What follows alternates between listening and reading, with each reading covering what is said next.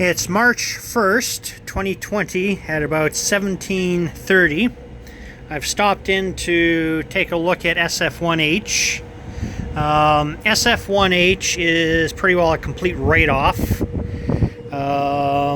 Couldn't get this fan going even if I wanted to. It's missing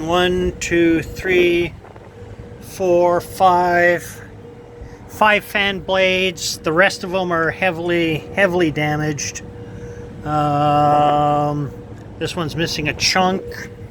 That one's missing a chunk.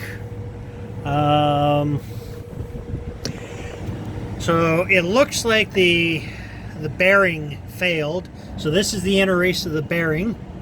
It looks like it's spun out on the hub shaft itself. Actually, this is the motor shaft, so I think unfortunately this motor's a write-off too. Yes, this is the motor shaft. Actually, this motor's going to be a write-off for variable pitch. This fan will have to be a fixed pitch fan from now on, because this part of the motor shaft is where the hub slides back and forth, and because of the damage here, it's never going to slide. There's no hub is ever going to slide on this again. So we're probably looking at the least, we're going to have to order a complete set of blades for this thing, because as I understand from Howden Buffalo, the fans are weight matched. That's to ensure that you don't have balancing problems. The spare hub that we have over in phase 2 will not work, because that hub is for fan. It's the fan wheel's a larger diameter than this fan. But continuing on, yeah, you can just see all the aluminum shrapnel all over the place. The actuator, I'm hoping the actuator is okay, because I would like to use this actuator over on SF-2H, because the actuator on SF-2H doesn't work. So we've been waiting for Electro to put a VFD on that. So I think instead what we're going to do is we're going to see if this actuator still works, and then we'll put that onto SF-2H, and then we'll get this fan rebuilt as a fixed pitch fan with a variable speed drive. Now, I'm going to go to the other side. Oh, actually, I just noticed this too. We're probably going to want new fan mounts for this as well, because with that hub being off balance like it was with all those blades missing, this thing was probably shaking pretty bad. So it's destroyed the vibration mounts. There's nothing left of them. So just going to go to the other side of the fan.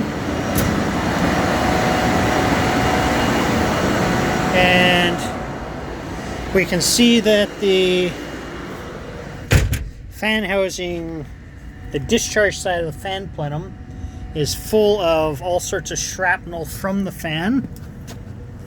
So here are the missing fan blades. There's 3 pieces there. There's a couple more fan blades here.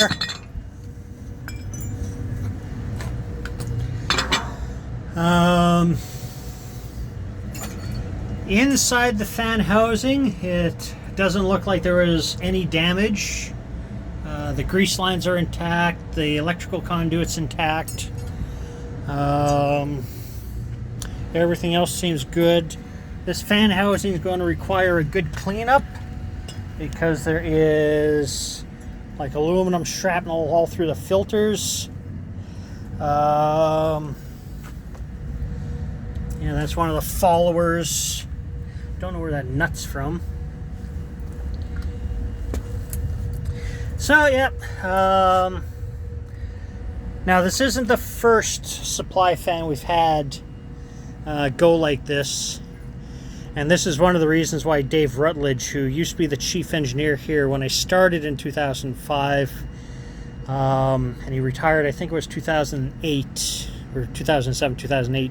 But this is one of the reasons why he had us changing out the bearings every time we did maintenance on these fans, as opposed to cleaning and re-greasing, is over the years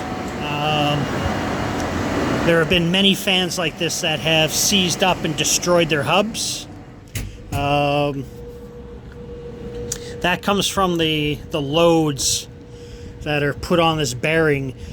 These bearings, whether they're the double race or the other version, these bearings have a lot of axial load on them. So as the fan is trying to change the pitch of the blades by moving this hub in and out, it's got to pull on that bearing sideways, so left to right. And when it wants to increase the pitch, it pushes in. When it wants to decrease the pitch, it pulls out. So there's a lot of force in that direction, in addition to the rotational force as the fan is spinning. So these bearings, they do suffer a lot. It doesn't take much for them to go. And that's one of the reasons why, as I said, Dave Rutledge, his policy was whenever you took a fan hub apart, you replace the bearings no matter what. That changed under Parm. Parm didn't want to spend the money, thought it was worthless. So under Parm, we didn't change the bearings. Maintenance kind of fell away on these things. Now, there's only a couple of these fan hubs with the solid nose. Most of the fans that had the solid nose have torn themselves apart. Pretty well the same thing. And yeah, this is nothing new. This is actually pretty standard damage for when the hub seizes up. So yes, it may not make energy efficiency sense to change all the fans over to variable speed, but the damage that this just did, because we kept it variable pitch, to repair all this is pretty well going to be the same cost as putting all the fans, all the hot deck fans in phase 1 on speed drives. Doing hub maintenance is very intensive. It takes about a day and a half to do a hub. The fan's down for that period of time. The skill set, we don't have the skill set required for doing this type of work. This is like heavy duty millwright work. This is not Handy Howard's shade tree mechanics. This is a trade required to do this. So I think the hospital's been very, very lucky up to this point. But we should, even though we're going to be here for 7 years, we should look at getting as many of our fans onto variable pitch and locking the hub into position, which means we can eliminate this part of the mechanism, the bearing and everything. We just lock the hub into place, the blades stay at a fixed pitch, and variable speed drive changes the static pressure and airflow by changing the speed of the fan, as opposed to trying to change the pitch of the blades. This is very old technology. This is like 1950s, 1960s technology. Everything since about the 90s has been variable speed. Anyways, that's it.